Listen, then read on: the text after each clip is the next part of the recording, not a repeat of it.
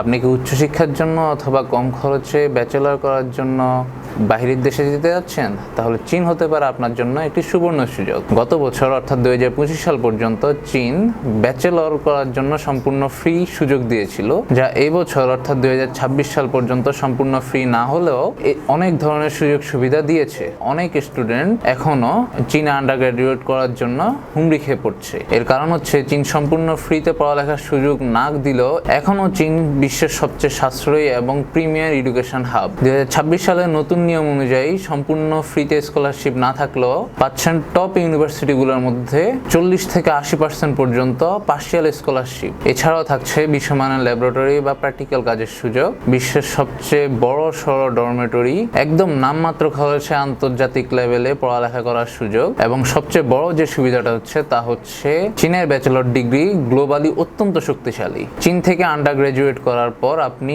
সহজে অন্যান্য যে কোনো দেশে আপনি মুভ করতে পারবেন, এবং মুভ করতে পারার মতো আপনি স্কিল এবং সার্টিফিকেট নিয়ে বের হবেন। চীনে উচ্চশিক্ষা এবং স্কলারশিপ সংক্রান্ত সর্বশেষ এবং নির্ভরযোগ্য তথ্য জানতে আমাদের স্ক্রিনে দেওয়া হোয়াটসঅ্যাপ নাম্বারে যোগাযোগ করুন, অথবা আপনি ভিজিট করতে পারেন আমাদের ঢাকা অফিসে, অথবা আমাদের সাথে কলে যোগাযোগ করতে পারেন।